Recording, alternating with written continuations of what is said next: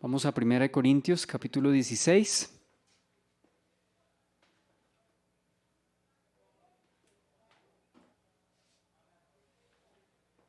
Y nos hallamos ya en esta última sección, que son las instrucciones finales.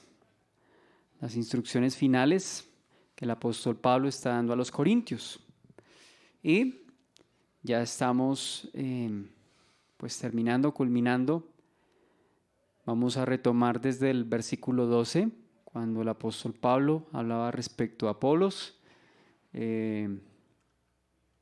Y pues veíamos allí, versículo 12, acerca del hermano Apolos: mucho le rogué que fuese a vosotros con los hermanos, mas de ninguna manera tuvo la voluntad de ir por ahora, pero irá cuando tenga oportunidad. Entonces ya habíamos hablado del ministerio de Apolos, de los versículos 24 al versículo 28.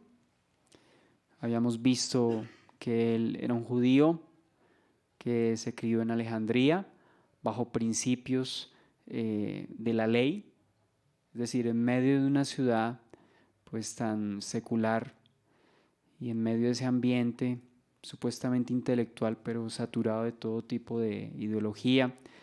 Dice que Apolos se mantuvo firme en sus convicciones. Además de eso, conoció respecto al ministerio de Juan el Bautista, parece que fue discípulo de él, pero ya finalmente Priscila y Aquila le expusieron más exactamente el camino de Dios.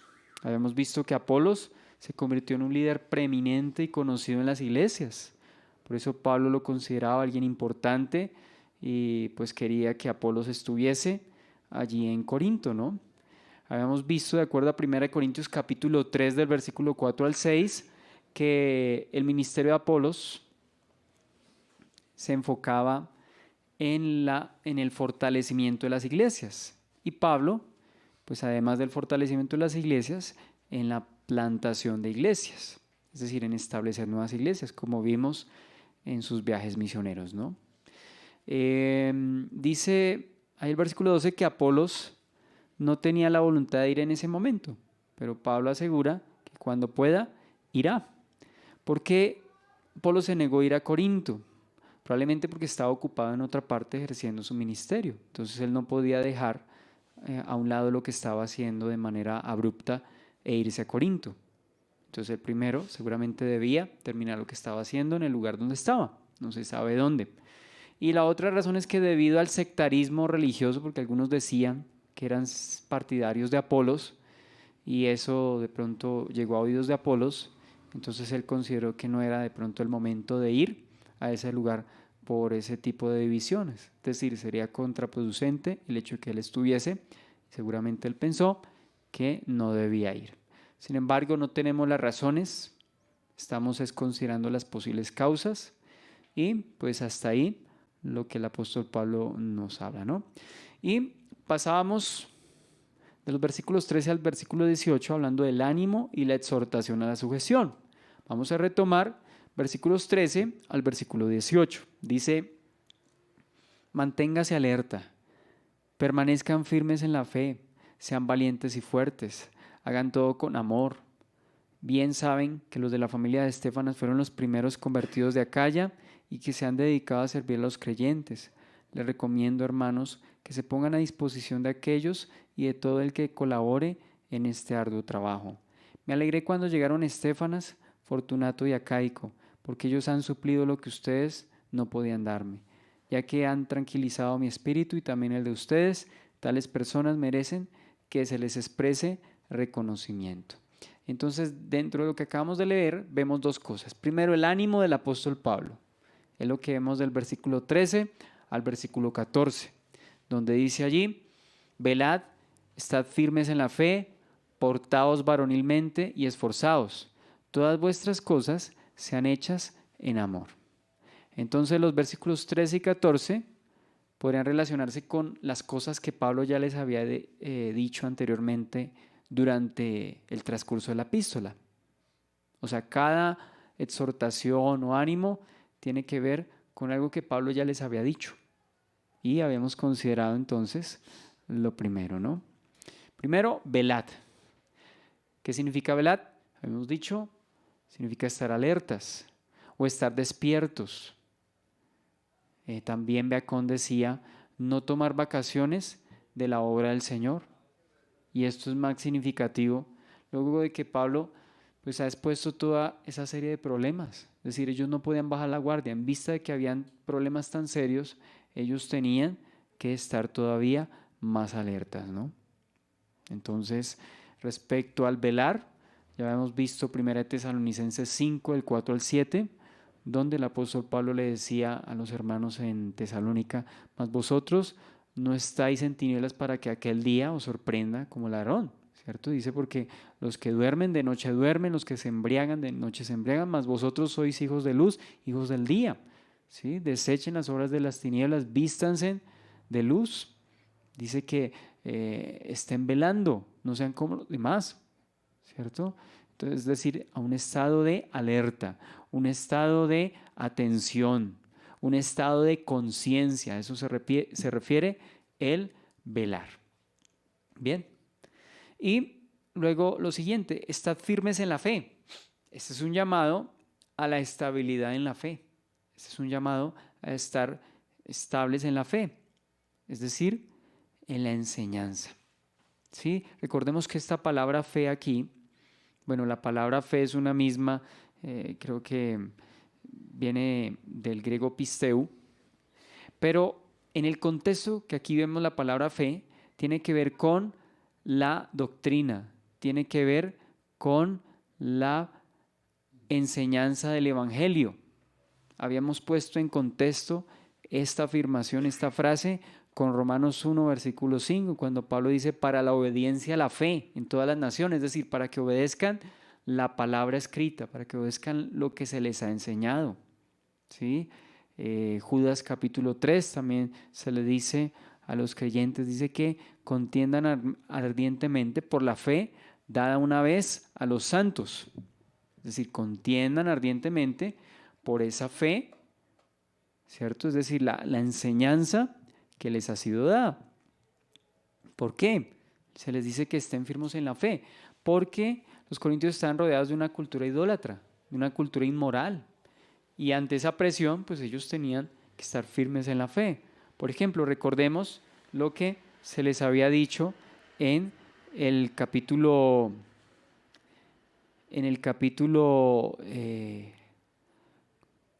15 respecto a la resurrección. Veíamos allí que había algunos, en 1 Corintios 15, 12, dice que algunos dicen que no hay resurrección de muertos. Debido a eso, entonces, esa doctrina se pudo haber propagado en medio de la iglesia y pudo haber hecho mella en las personas. Por eso Pablo los llama para amonestarles. ¿Cómo es posible que algunos digan que no hay resurrección de muertos? Es decir, están diciendo que Cristo no resucitó, estaban negando la resurrección del Señor. Por eso les dice que estén firmes en la fe. Por eso les dice, estad firmes en la fe. Seguimos en el versículo 13, luego habla de portaos varonilmente. ¿Por qué les dice que se porten varonilmente? Por la inmadurez que había. ¿Se acuerda que habíamos dicho esto? A esos problemas de inmadurez, porque entre ellos había divisiones y las divisiones eran evidencia de inmadurez. También en el capítulo 6 peleaban entre ellos como niños e iban a los estrados judiciales a que les resolviesen sus problemas como si ellos no tuviesen el criterio de hacerlo. ¿Sí?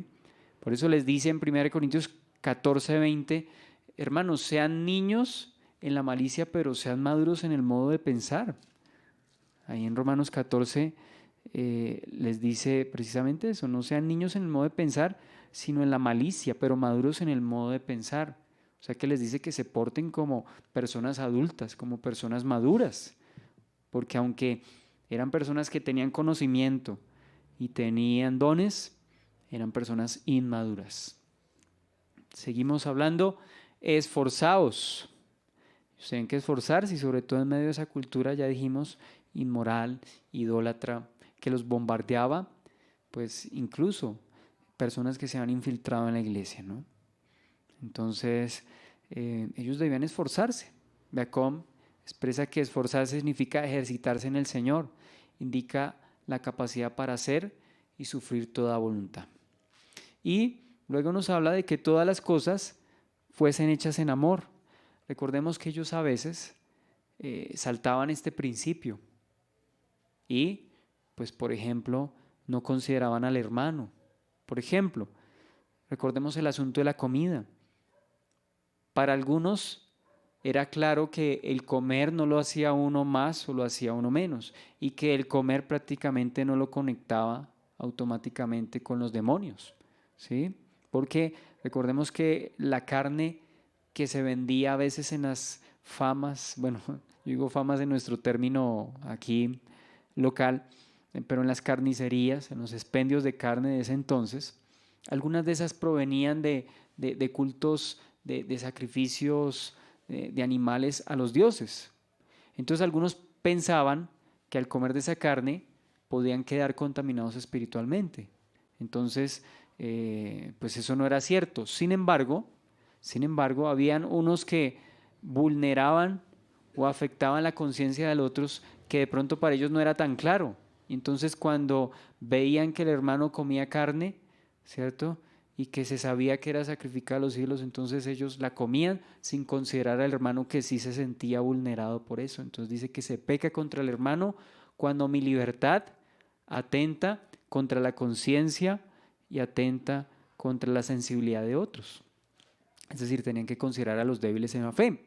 Recordemos también en los dones. En los dones algunos buscaban quizá los dones más vistosos, los que consideraban como más interesantes, ¿cierto? Y a veces los dones los usaban para ellos mismos o querían usarlos para ellos mismos. Y Pablo les aclara, como ya vimos en la sección de los dones, que los dones son para edificación de la iglesia, no para beneficio personal. Entonces por eso Pablo les dice, hagan todas sus cosas con amor. Es decir, que la libertad que tienen en Cristo no sea excusa para lastimar o pecar contra el hermano. Eso tanto en su vida cristiana como también lo habíamos visto específicamente con los dones. Bien, por eso el capítulo 13 es el amor. Y Pablo les dice, de nada me sirve yo hacer muchas cosas sin tener amor. Entonces Pablo por eso les recuerda aquí todas sus cosas sean hechas con amor, porque en ellos estaba faltando esa consideración al hermano. Bien, y ya que salimos del punto A, o sea, el punto A que habíamos considerado anteriormente, como ya dijimos, es el ánimo y la exhortación a la sujeción. Bueno, en primer lugar el ánimo, pero ahora vamos a hablar, y era lo que íbamos a empezar a retomar después de 8 días, la exhortación a la sujeción. Y vamos a hablar de la familia de Estéfanas, versículos 15 al versículo 16. Dice, hermanos, ya sabéis que la familia de Estéfanas es las primicias de Acaya y que ellos se han dedicado al servicio de los santos. Os ruego que os sujetéis a personas como ellos y a todos los que ayudan y trabajan. Entonces vamos a considerar características de la familia de Estéfanas. ¿Por qué esta familia fue citada varias veces? Bueno, varias veces digo yo al principio de la epístola, y ahora cita a Estéfanas y a su familia al principio y ahora al final de la epístola. Entonces son personas que vale la pena considerar, por eso Pablo los cita. ¿Qué dice Pablo respecto a ellos? En primer lugar, que Estéfanas y su familia fueron los primeros convertidos no solamente en Corinto, sino en toda la región de Acaya. Es decir, esas ciudades que incluían Atenas y todas allí alrededor, no sé si Esparta también, bueno, no se habla mucho de iglesias en Esparta que quedaba más al sur, pero probablemente allá también llegó el evangelio.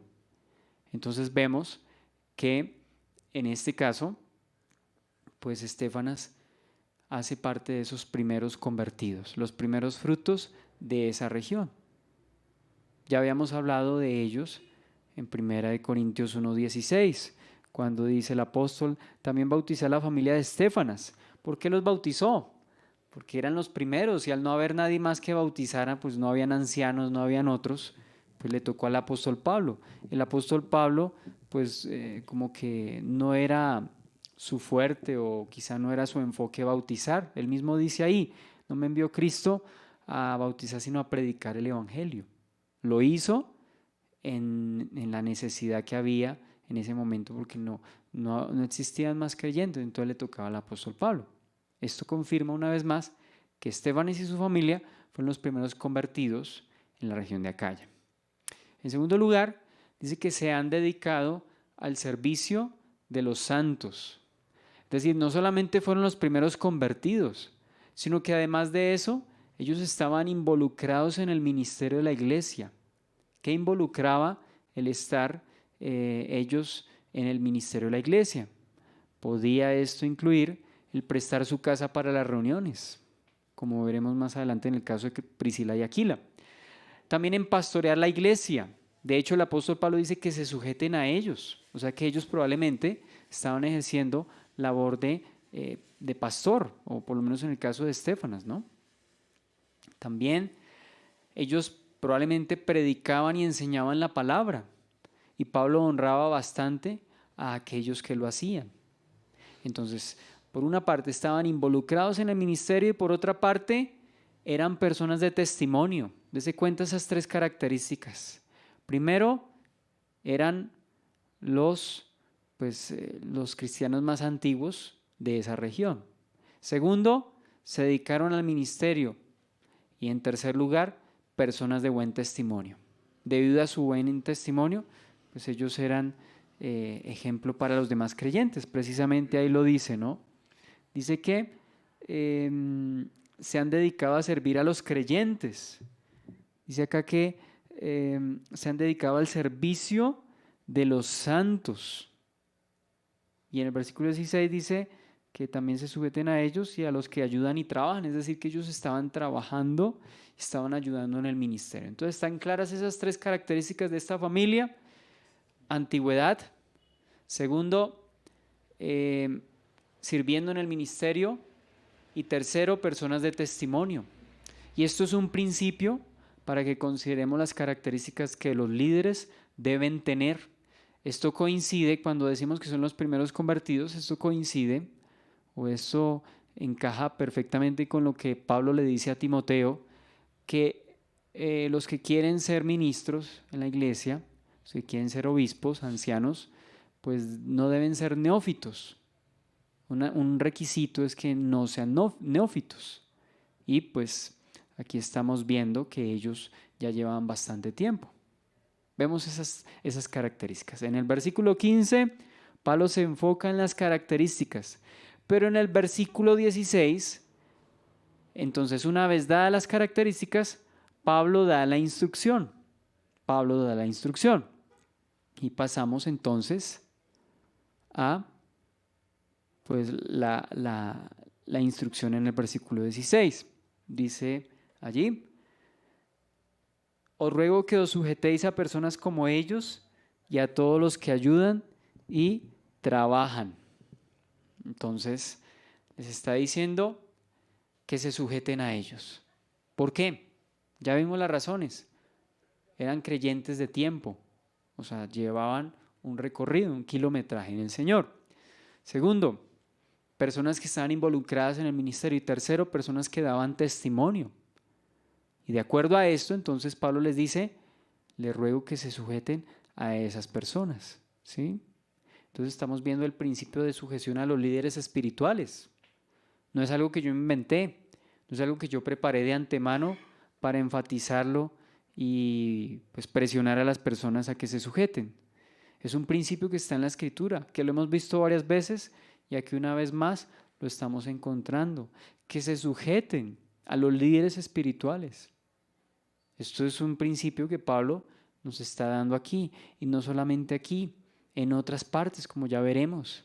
Esto es un factor determinante para el buen funcionamiento y el orden de las iglesias, porque si no hay una cabeza, si no hay alguien que tome la iniciativa, si no hay alguien que instruya, si no hay alguien que aconseje y pues de una u otra forma pues sea el que asesore, entonces no va a haber funcionamiento y orden en las iglesias. A veces nos volvemos simplemente asistentes, pero no rendimos cuentas a nadie. No estamos, involucrados de manera más cercana a la congregación, es decir, como dice acá, sujetándonos a los siervos que Dios ha dado, lógicamente no son perfectos. Hay personas, y yo he escuchado esos casos, y en particular yo ya cité el de un hombre que tiene mucho conocimiento de Dios, le gusta la sana doctrina, pero siempre está hablando mal de las iglesias. Incluso él va a una iglesia, pero él no se siente a gusto porque dice que no, que, mejor dicho, que a todo le encuentra defecto, al pastor le encuentra defecto, y aunque es cierto que hay cosas que no se hacen bien, eso no nos exime del principio de sujeción. Allá el pastor, responsabilidad del delante de Dios, pero es nuestra responsabilidad dentro de lo que cabe, pues el sujetarnos. Ahora, vuelvo y digo, esto no es una sujeción ciega. Pablo nos está dando los requisitos de aquellos a quienes nos tenemos que sujetar, personas que lleven tiempo en el evangelio, personas que estén involucradas en el ministerio y personas que den testimonio. O sea que no es una sujeción ciega. Con esos requisitos, entonces Pablo nos dice, sujétense a personas como ellos. ¿Como ellos cómo? Ya vimos con qué características, ya los mencionamos, ¿cierto? Este principio, no solamente lo cito yo, varios comentaristas también nos llevan a Hebreos capítulo 13, donde en 2 ocasiones en ese capítulo Pablo habla del considerar y sujetarnos a los pastores. Dice Hebreos capítulo 13, versículo 7, acordaos de vuestros pastores que os hablaron la palabra de Dios, considerad cuál haya sido el resultado de su conducta e imitad su fe. Entonces acuérdense, consideren su conducta, lo mismo que nos está diciendo Pablo en 1 Corintios, e imiten su fe, e imiten su fe. Y luego el versículo 17 dice, obedeced a vuestros pastores y sujetaos a ellos, porque ellos velan por vuestras almas como quienes han de dar cuenta, para que lo hagan con alegría y no quejándose, porque esto no os es provechoso. Y es precisamente lo que estaba citando de este hermano. Este hombre que ama a Dios, es una persona que sinceramente ama a Dios, pero está inconforme en el lugar donde se congrega. Y pues yo creo que necesita como esa sanidad en esa parte. Necesita la sanidad en esa parte. Es decir, la perfección donde la vamos a vivir en la eternidad, pero mientras tanto tenemos que lidiar con cosas tan serias como las que sucedían en Corinto. Entonces, los problemas en la iglesia no son excusa para que nosotros pues no nos sujetemos o no consideremos la vida en congregación, la vida en iglesia, y no consideremos a los que Dios ha puesto allí, ¿no? Cuando habla y a todos los que ¿ayudan y trabajan en qué? La Nueva Versión Internacional complementa de la siguiente manera: en esta labor, es decir, la que ya se describió anteriormente, dedicarse a servir a los hermanos en la fe, que era lo que ellos estaban haciendo. Entonces, ¿qué cosas incluye eso? Lo que ya mencionamos. Ahora, esto también es confirmado en pasajes como 1 Corintios, cuando se menciona el trabajo y la labor de la predicación y la enseñanza como realmente es. Vuelvo y digo, un trabajo. Primera de Timoteo capítulo 5 del 17 al 18 dice, los ancianos que gobiernan bien sean tenidos por dignos de doble honor, mayormente los que trabajan en predicar y enseñar. Entonces dice, los que ayudan y trabajan ¿en qué? Pues 1 Timoteo nos da la respuesta, los que trabajan y predican en enseñar. Pues la escritura dice, no pondrás bozal al buey que trilla, y digno es el obrero de su salario. Ahora también en Primera de Tesalonicenses, capítulo 5, versículo 17 al 18, dice,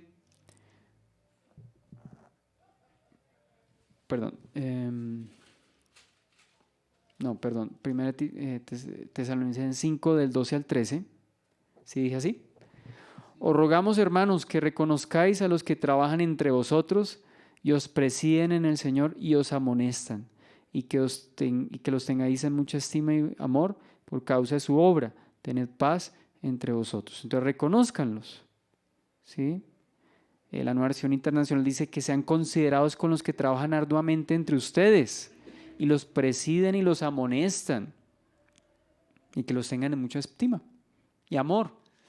Es decir, la obra que desempeñan, pues es, por así decirlo, una causa, una razón, un mérito para estimarles, para considerarles, para tenerles en cuenta, ¿sí? Para, como ya dijimos, sencillamente considerarlos. Bien. Bueno, ¿qué tiene que ver esto? La familia de Estéfanas con los creyentes, nosotros hoy en día.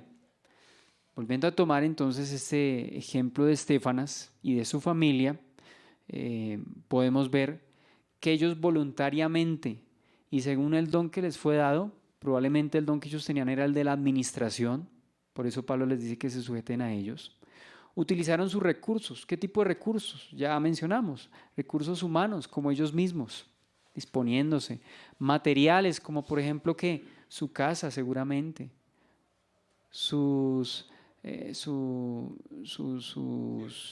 bueno, su tiempo, sí señor, sus recursos económicos, ¿cierto? Su dinero, ¿para qué? Para servir a la iglesia. Y ese también es un llamado como creyentes a que a participar voluntariamente en el servicio y la edificación de la iglesia con los recursos que nos han sido dados. Es decir, no necesariamente con dinero, no necesariamente estar todo el día en el lugar donde se reúne la iglesia, ¿no? Pero sí, en cuanto dependa de nosotros, participar activamente en el servicio de la edificación de la iglesia. Seguramente ellos tenían su labor, su trabajo, pero no por eso dejaron de servir a los santos. Entonces, de acuerdo a lo que hemos visto, ministrar en Corinto no era una tarea fácil. Había que lidiar cosas delicadas, cosas difíciles, ¿cierto? Pero dice que ellos asumieron eso con toda responsabilidad y con todo amor. Entonces, el liderazgo está ligado ¿a qué? A su servicio. Recordemos el principio que encontramos en Mateo capítulo 20, simplemente lo cito, Mateo 20, versículo 25 al 28, cuando algunos querían, Juan y Jacobo querían estar por encima de los demás discípulos y el Señor les dice, no, entre los reyes de la tierra es así, pero entre ustedes no, el que quiera ser el mayor debe ser el siervo de todos, ¿sí? Debe hacerse el servidor. El que quiera ser el primero tiene que ser siervo. Y eso era lo que estaban haciendo de la familia Estéfanas. Ahora, algunos, citando a propósito, me salgo un poquitico del tema, pero citando la familia Estéfanas, algunos consideran o toman esta familia como sustento para decir que los niños también han de bautizarse. Ese es un principio que la iglesia presbiteriana pues afirma, el paidobautismo, creo que se refiere al paidobautismo, paleobautismo, el bautismo de infantes. Ahora, esta no es una práctica que se constituya en una herejía o en un motivo para separarnos de los hermanos presbiterianos. Yo creo que en los términos generales e importantes, creo que estamos de acuerdo con los hermanos presbiterianos, ¿sí? Pero pues ellos se apoyan en este pasaje para decir, sí, ve que los infantes se pueden bautizar porque era toda la familia. Dice que Pablo bautizó a la familia de Estéfanas, pero probablemente en el capítulo 1, versículo 16, pero probablemente los de la familia de Estéfanas ya eran adultos, porque la Biblia, las veces que habla de bautismo, se refiere a personas adultas. Entonces, siguiendo con esa norma y ese principio, probablemente ya la familia de Estéfanas eran personas grandes, personas conscientes, ¿sí? Por lo menos adolescentes, por lo menos personas que ya tenían cierto discernimiento. Si era así, ¿no? Ahora, ¿había problemas de sujeción en Corinto? Bueno, no solamente por la evidencia interna de la epístola, vemos que habían problemas de sujeción, porque unos decían, no, yo soy de Pablo, yo soy... Entonces como que eso lo utilizaban de excusa para no sujetarse a nadie. Entonces, los registros históricos también certifican que los corintios eran una iglesia que difícilmente se sujetaban y tendían a las divisiones. Por ejemplo, Mundo Hispano comenta lo siguiente, abro comillas, ciertamente uno de los problemas principales de la iglesia de Corinto era una tendencia hacia la anarquía. se negaban a dar lugar a los verdaderos líderes dignos de congregación, dignos de la congregación. Estos eran aquellos individuos que gozaban del don de la administración. Se sabe que el primer padre apostólico, Clemente de Roma, tuvo que enviar una carta a la iglesia en Corinto precisamente con la misma queja. En el tiempo de Clemente, un grupo limitado de jóvenes que rehusaba acatar las recomendaciones e instrucciones de los líderes mayores. Entonces, habían problemas de sujeción en Corinto, lo sabían. Ya esto es para una época posterior, la época de Clemente, que la época de Primera de Corintios, creo que es sobre el año 60, no sé, no recuerdo exactamente la fecha, no tengo aquí la cita, pero estamos hablando más o menos de 30 o 35 años, de 30 y 40 años después de escribirse esta epístola, habían, según nos cita Clemente, este grupo de personas que se rehusaba a acatar las recomendaciones e instrucciones de los líderes y los mayores. Aquí hay una palabra, es la palabra anarquía. Ana hace referencia a negación y lo otro hace referencia a gobierno, a reinado. Es decir, que la anarquía es el no sujetarse a nadie y tomar decisiones por sí mismo. O sea que había un problema, que todo el mundo quería ser su propio jefe, su propio Dios, su propio juez, y no se sujetaban. Entonces habían serios problemas también en Corinto debido a eso, y pues no en vano Pablo les dice: les ruego que se sujeten a ellos. ¿Por qué les ruega? Que probablemente no estaba sucediendo así. Bien, vamos ahora al del versículo 17 al 18 para hablar del apoyo de Estéfanas, de Fortunato y de Acaico, que son los hermanos que se mencionan allí. Entonces, vamos a considerar el versículo 17 al versículo 18. Dice: me regocijo con la venida de Estéfanas, de Fortunato y de Acaico, pues ellos han suplido vuestra ausencia, porque confortaron mi espíritu y el vuestro. Reconoced pues a tales personas. Entonces, además de Estéfanas, ¿a quién está citando? A dos personas más, a Fortunato y a Acaico. Entonces, además de Estéfanas, están estos hermanos quienes probablemente también servían de forma activa en el ministerio en Corinto. Personalmente, yo no descarto que hayan sido también miembros de la familia de Estéfanas, o sea que Fortunato y Acaico fuesen miembros de esa familia, de acuerdo a lo que acabamos de leer. Entonces parece que ellos fueron de Corinto a Éfeso, desde donde Pablo escribe la epístola. Recordemos que para nosotros nuestra primera de Corintios, en realidad, según algunos indican, viene siendo la segunda de Corintios, y nuestra segunda de Corintios es la tercera de Corintios en realidad. Es decir, que la primera de Corintios no aparece, en este momento no la tenemos a disposición.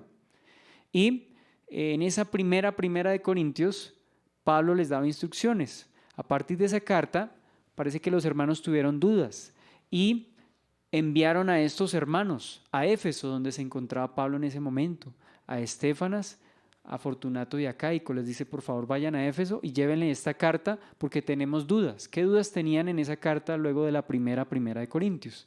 Pues tenían dudas con respecto, recordemos, en cuanto al matrimonio, en cuanto a la libertad cristiana, en cuanto a algunas cosas que ya mencionamos. Entonces, estando allá, Pablo pues no los va a mandar con las manos vacías. Les envía la carta, es decir, esta primera de Corintios, que viene siendo la segunda en realidad, solo que la conocemos nosotros como primera, la que estamos terminando, para que les lleve la respuesta a las preguntas que ellos les hicieron, y además de eso, entonces, pues exhortarles por todo lo que se había escuchado. Es decir, yo creo que Estéfanas, Fortunato y Acaico le dieron noticias a Pablo de lo que estaba pasando en la iglesia, con esos problemas, los problemas de divisiones y todo esto. Cuando Pablo dice: oigo que entre ustedes hay, ¿quién les dijo eso?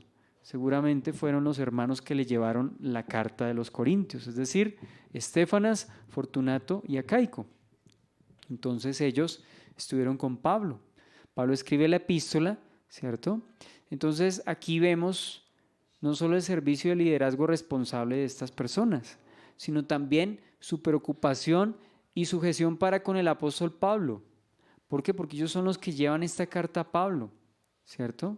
Es decir, esta primera de Corintios, la carta de los Corintios con las dudas se la llevan a Pablo, y Pablo a su vez envía a estos hermanos a Corinto con esta epístola que estamos estudiando.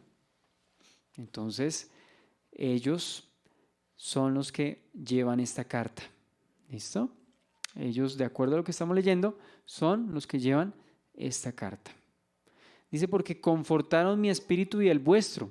O sea, no solamente reconfortaron a Pablo dándole noticias sobre la iglesia de Corinto, sino que también, como representantes de la iglesia, ¿qué hicieron? Suplieron la ausencia de los corintios. Es decir, imagínense cómo llevar a toda la iglesia de Corinto a Éfeso. Tenían que atravesar, si no estoy mal, el mar Egeo. Tenían que atravesar parte del mar Mediterráneo. Imagínense lo que es llevar a todos estos hermanos corintios a Éfeso, pues, ¿y dónde los van a hospedar? Entonces era imposible, era más fácil que Pablo fuese, pero no iba a ir como ya miramos en aquel entonces. Entonces, ¿qué ocurrió? Pues que fueron en representación de toda la iglesia, pues los hermanos mencionados, Estéfanas, Fortunato y Acaico. Entonces ellos como que compensaron la ausencia de toda la iglesia de Corinto para el apóstol Pablo, ¿no? Y pues también ellos iban a confortar la iglesia al llevarles noticias de Pablo y al llevarles la carta. Entonces ellos tuvieron como esa doble misión, reconfortar a Pablo y reconfortar a la iglesia que estaba, reconfortar a la iglesia de Corinto. Y ellos mismos se reconfortaron. Y ellos mismos. Entonces también el reconfortarlo pudo significar que le proveyeron dinero o provisiones para el sostén de su ministerio. Y no era de extrañar, porque Corinto era una ciudad donde donde había pues esa abundancia económica, había prosperidad. ¿Había prosperidad debido a qué? Había prosperidad debido pues a que era un doble puerto, ¿no? Ellos tenían pues todo esto y pues debido a esa facilidad económica pudieron entonces colaborar con el ministerio del apóstol Pablo. Es lo que estamos aquí entonces viendo, ¿bien? Bueno, dice, reconoced a tales personas. ¿Qué significa reconocerlas? Ya habíamos citado en Hebreos y en Primera de Tesalonicenses que los consideren, es decir, que consideren su ministerio, consideren su labor, y pues puede estar relacionado con el versículo 16, cuando decíamos que se pongan a disposición de aquellos que colaboren en esa tarea. Es decir, una vez más recalcándoles que se sujeten. Bien, entonces terminamos con esta mini sección de ánimo y solicitud para sujetarse. Bien, y ahora vamos a pasar prácticamente a la última sección, que son los saludos y las bendiciones. Saludos y bendiciones, versículos 19 al versículo 24. Y dice así, precisamente la Reina Valera 60 tiene como título Saludos finales. Dice así, las iglesias de la provincia de Asia les mandan saludos. Aquila y Priscila los saludan cordialmente, Los saludan cordialmente en el Señor, como también la iglesia que se reúne en la casa de ellos. Todos los hermanos les mandan saludos. Salúdense unos a otros con un beso santo, Señor. Estamos en 1 Corintios 16. Sí, Señor. Versículo 21. Yo, Pablo, escribo este saludo de mi puño y letra. Si alguno ama al Señor, quede bajo maldición. Maranata. Que la gracia del Señor Jesús sea con ustedes. Los amo a todos ustedes en Cristo Jesús. Amén. Estaba leyendo la Nueva Versión Internacional. Pues de hecho, aquí en pantalla estamos considerando la Reina Valera, que es como nuestro pasaje, digamos, nuestra versión oficial. considerando también algunas otras. ¿Qué es Maranata?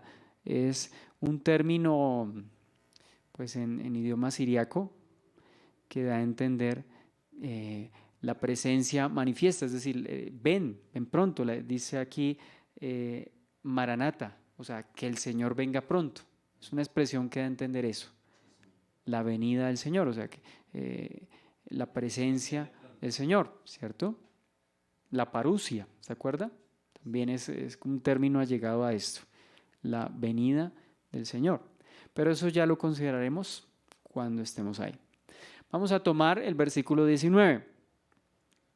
Dice, las iglesias de Asia os saludan. Aquila y Priscila, con la iglesia que está en su casa, os saludan mucho en el Señor. Y pues también dice allí, versículo 20, os saludan todos los hermanos, saludados los unos a los otros con ósculo santo.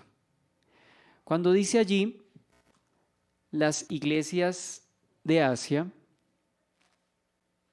cuando vemos allí las iglesias de Asia, ¿a qué hace referencia las iglesias de Asia? Se refiere a la actual Asia Menor. Para nosotros, ¿qué es Asia Menor hoy en día? Estamos repasando un poquito de geografía. Es la actual península de Anatolia, que prácticamente corresponde a Turquía. Entonces se le conoce como Asia Menor. En ese entonces era la provincia de Asia. Es decir, las iglesias de Asia no se está refiriendo solamente a que, ¿desde dónde está escribiendo Pablo? ¿Desde dónde? Desde Éfeso. Y Éfeso es la capital de la provincia de Asia. Es decir, Pablo está escribiendo de capital a capital. De Éfeso a Corinto. No, Éfeso está en Asia y le está escribiendo a Corinto, que está en Acaya. ¿Sí? Entonces la capital de Asia Menor es Éfeso. La capital de Asia Menor es Éfeso. En ese entonces, estoy hablando en la época del Imperio Romano. Y la capital de Acaya era Corinto. ¿Bien? Está escribiendo entonces de capital a capital. O sea, dos iglesias que probablemente por ser capitales tenían bastantes miembros. Ya habíamos dicho que Éfeso era el tercer centro más grande del cristianismo en cuanto a cantidad de creyentes y también en cuanto al activismo de la iglesia, a la labor de la iglesia. Eran como ciudades satélite, o más bien iglesias satélite. A partir de ellas se llevaba el evangelio a otros sitios cercanos, en el caso de Éfeso. Entonces Éfeso era un puerto y Éfeso vino a ser, pues por tal razón, la capital de Asia Menor, y habían varias iglesias en Asia. ¿Qué otras iglesias habían en Asia? A ver, deduzcámoslo de Apocalipsis. ¿Qué otras iglesias habían en Asia Menor? Esmirna, Laodicea, Sardis, Filadelfia, todas esas iglesias, o sea, involucraban esas iglesias de Asia Menor. Pero Éfeso era como la capital. Yo creo que por eso, o sea, no solamente la capital de esa región, sino también como la ciudad satélite o la iglesia satélite. Por eso el Señor Jesús comienza escribiéndole en Apocalipsis a Éfeso. La primera, o sea, la primera en cuanto a cantidad de creyentes y de pronto en importancia, no porque las otras no fuesen importantes a los ojos de Dios, reitero, sino porque en cuanto al número de miembros y en cuanto a ser una ciudad satélite, una iglesia satélite, es decir, a partir de la cual se predicaba el evangelio de otras partes, entonces probablemente por eso el Señor escribe pues aquí encabezando la lista a las iglesias de Asia. Bien, entonces está claro respecto a Éfeso. Entonces Pablo predicó probablemente no solo en esta ciudad, sino también en otras ciudades que pertenecían a esa provincia. Esto nos lo certifica Hechos capítulo 19, versículo 10. Hechos 19, versículo 10, dice, así continuó por espacio de 2 años, o sea, Pablo, ¿no? De manera que todos los que habitaban en Asia, judíos y griegos, oyeron la palabra del Señor Jesús. Esta no es Asia, el continente que nosotros conocemos hoy en día, que abarca países como la China, India, Pakistán, etcétera. No, era solamente la península de Anatolia. Bien. Entonces, por el ministerio de Pablo, muchas otras ciudades se convirtieron. Entonces, se cuenta de dónde partió, de Éfeso. Ya habiendo una ciudad ahí, entonces se extendió la obra a otras ciudades de Asia. Y ahora dice, menciona a Aquila y a Priscila. Entonces, Priscila y Aquila. Bueno, yo lo tengo primero como Priscila y Aquila, porque en la mayoría de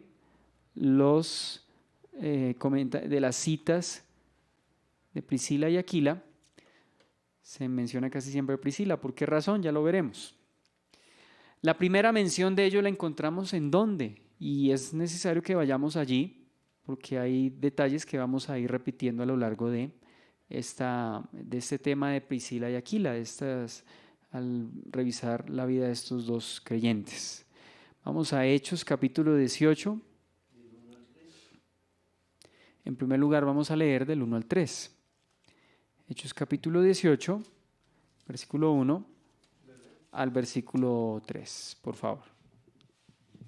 Después de estas cosas, Pablo salió de Atenas y fue a Corinto, y halló a un judío llamado Aquila, natural del Ponto, recién venido de Italia con Priscila su mujer, por cuanto Claudio había mandado que todos los judíos saliesen de Roma a ellos.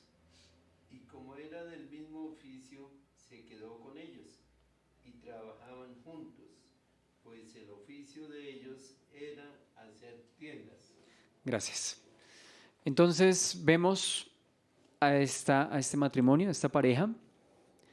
Vamos a mencionar algunas características de ellos, preliminares. Se menciona de ellos aquí. Era una pareja de judíos que procedía de Roma, pero Aquila era natural del Ponto. El Ponto era otra provincia que estaba al norte precisamente de Asia Menor, es decir, estaba al norte, prácticamente en la península de Anatolia, pero en el norte. En nuestros mapas podemos identificar allí que el Ponto está al norte de Asia Menor o de la provincia de Asia.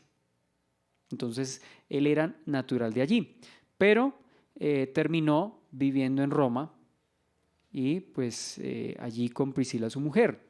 Entonces, ellos fueron expulsados de allí por orden del emperador Claudio, por orden del emperador Claudio. Y dice que se encuentran con Pablo en Corinto, entonces dése cuenta que hay relación, hay lazos entre Aquila, Priscila y Corinto.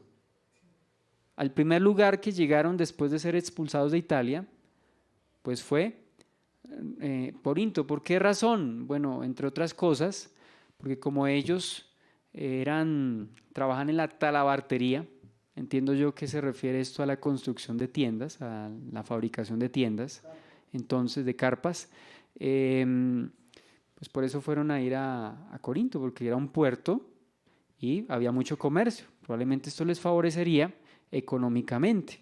No digo porque a ellos les gustara el dinero, no, sino porque sencillamente era su manera de subsistir en ese entonces. Entonces ellos eran una pareja que probablemente conoció del Evangelio, porque no se explica y no se aclara si conocieron en Roma o cuando conocieron a Pablo en Corinto. Pero de acuerdo a la narración y de acuerdo a las evidencias, parece que ellos conocieron fue en Roma. De hecho, parece que ya había una iglesia en Roma para aquel entonces. Aunque creo que Pablo no había ido todavía a Roma. O sea, Pablo no había ido a Roma para este entonces, cuando llegan Aquila y Priscila. Ya la obra se había extendido a Roma y probablemente ya había una iglesia, a la cual Pablo nunca había visitado, pero ya había una iglesia constituida, debido a la influencia del cristianismo, ¿cierto?, que ya había llegado a Roma por el ministerio de Pablo, o gracias al ministerio de Pablo se extendió la obra hacia Roma. Entonces vemos esa característica, ¿no? Fueron expulsados de Roma. ¿Por qué? Parece que algunas referencias históricas dicen que los judíos hicieron una revuelta y debido a esa revuelta entonces el emperador Claudio optó por expulsar a los judíos. Entonces por unos pagaron otros. No creo que Aquila y Priscila estuviesen involucrados en esa revuelta, pero pues por ser judíos también fueron expulsados. Al igual que Pablo, o sea, otra cosa que los vinculaba con Pablo es que tenían el mismo oficio, realizaban tiendas. O sea que Pablo, además de ejercer el ministerio, cuando debía hacerlo, él tenía su trabajo que era realizar tiendas.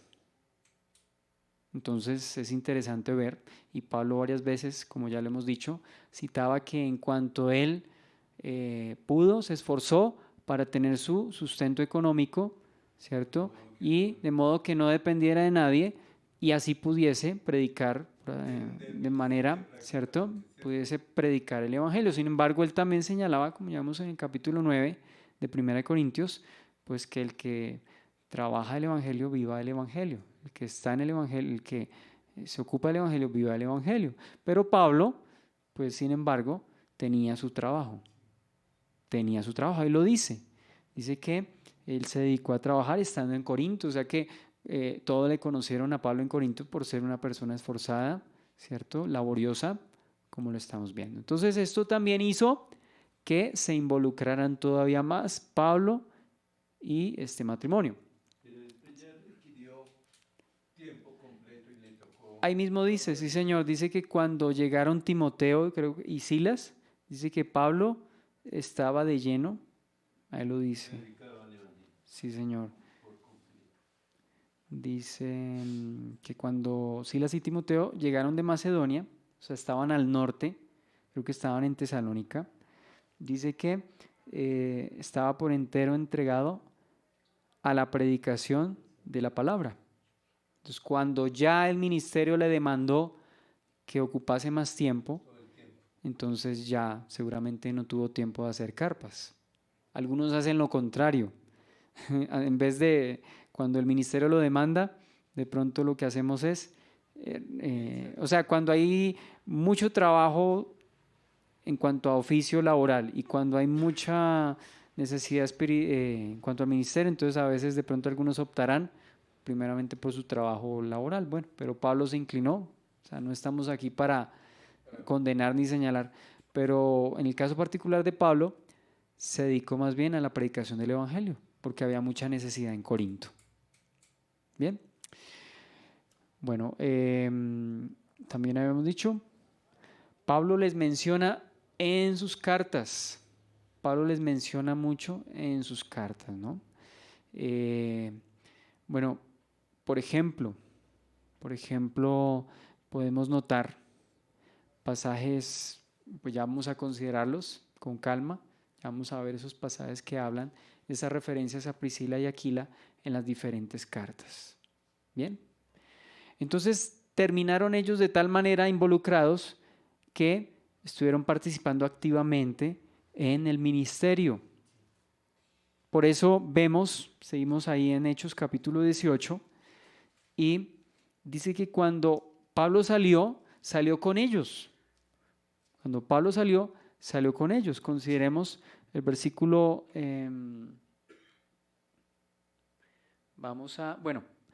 vamos a considerar el versículo 26. Dice que Aquila y Priscila se habían quedado en Éfeso, o sea, viajaron con Pablo, pero Pablo los dejó en Éfeso. Vamos a leerlo, perdóneme. Voy a volverme al versículo 18. Versículo 18. Mas Pablo, habiéndose detenido aún muchos días allí, después se despidió de los hermanos y navegó a Siria, y con él Priscila y Aquila, habiéndose rapado la cabeza en Cencrea porque tenía hecho voto. Y llegó a Éfeso y los dejó allí. Y entrando en la sinagoga discutía con los judíos. Entonces, ¿dónde dejó a Priscila y Aquila? Según el versículo 19, al llegar a Éfeso, Pablo se separó de sus acompañantes y entró en la sinagoga, pero los dejó en Éfeso. Según dice ahí, Reina Valera, y los dejó allí. Pero no significaba que no iban a seguir colaborando. Ellos seguían colaborando. ¿sí? De hecho, el versículo 24, cuando habla de Apolos, dice que llegó entonces a Éfeso, estamos hablando de Éfeso, un judío llamado Apolos, natural de Alejandría, varón elocuente y poderoso en las Escrituras. Este había sido instruido en el camino del Señor y siendo de espíritu fervoroso hablaba y enseñaba diligentemente lo concerniente al Señor, aunque solamente conocía el bautismo de Juan. Y comenzó a hablar con denuedo en la sinagoga, pero cuando le oyeron Priscila y Aquila, le tomaron aparte y le expusieron más exactamente el camino de Dios. A Apolos. Entonces, ellos ya estaban involucrados en el ministerio, o sea, no se quedaron solamente haciendo tiendas, sino que ellos le empezaron a explicar el camino de Dios. ¿Eso qué nos hace pensar de ellos? Que también eran estudiosos de la Escritura. Aquila y Priscila, imagínense, para enseñarle a Apolos, pues tenía que ser porque ellos estudiaban la Escritura. Entonces vemos también una pareja que amaba las Escrituras y las estudiaban. Esto también nos da a entender que ellos ya en Roma habían conocido el Evangelio, es decir, ya tenían un caminar en el Señor. Por eso, pues llegamos a pensar que conocieron del Evangelio estando en Roma. O sea, aquí ya llegaron creyentes a Corinto. Entonces podemos notar esa colaboración. Ahora, ellos, entre otras cosas, prestaban su casa para que la iglesia se reuniese allí. Y no solamente en Éfeso. Cuando Pablo está escribiendo acá, dice, os saludan Priscila, Aquila y la iglesia que se reúne en su casa. ¿En la casa de quién? De Priscila y Aquila. ¿En dónde? En Éfeso. En Éfeso, porque Pablo está escribiendo desde Éfeso. Entonces le dice, les mandan saludes Aquila y Priscila. Recordemos que Pablo está en Éfeso. O sea que en ese momento estaban con él. Estaban no necesariamente en la casa de Aquila en ese momento que escribían la epístola, pero sí probablemente estaban allí también en Éfeso participando del ministerio y prestaban su casa para la iglesia, ¿cierto? Prestaban su casa para poder pues reunirse allí los creyentes y participar del culto. No solamente eso sucedió eso no solamente sucedió estando en Éfeso. Ellos ya tenían esa costumbre, ellos ya tenían esa oportunidad de estar en Éfeso. Ellos ya estaban en esa oportunidad de estar en Éfeso, es decir, ellos se reunían con toda la iglesia para compartir el Evangelio. ¿El Evangelio en dónde? Allí, en Éfeso. Prestaron su casa. Seguramente ellos utilizaron todos sus recursos materiales para la predicación del Evangelio. También encontramos en Romanos, cuando ellos estuvieron en Roma, parece que ellos volvieron a Roma después de todo esto. Es decir, después de la expulsión de Claudio, ellos después pudieron volver. Y dice Romanos 16:3, saludad a Priscila y Aquila, mis colaboradores en Cristo Jesús. Saludad a Priscila y Aquila, mis colaboradores en Cristo Jesús. Estamos viendo entonces que en el versículo 4, voy a seguirlo leyendo, que expusieron su vida por mí, a los cuales no solo yo doy gracias, sino también todas las iglesias de los gentiles. Saludad también a la iglesia de su casa. ¿De su casa cuál casa? Y Priscila, ¿dónde? No, señor, en Roma. O sea, porque estamos leyendo Romanos y Pablo les está mandando saludos a ellos y a los que se reunían en la iglesia de su casa. ¿Bien? En Roma. En Roma. Entonces, a donde ellos iban, prestaban su casa para la predicación del Evangelio. Saluda también a la iglesia de su casa. A la iglesia que se reúne en su casa, que es lo que acabamos de leer. Entonces, ellos expusieron sus vidas por Pablo, personas realmente entregadas a la predicación del Evangelio. También estamos viendo su conocimiento en el Evangelio cuando les explicaron más claramente el camino de Dios, ya dijimos, a Apolos. Entonces eran personas que estudiaban la Biblia, ¿no?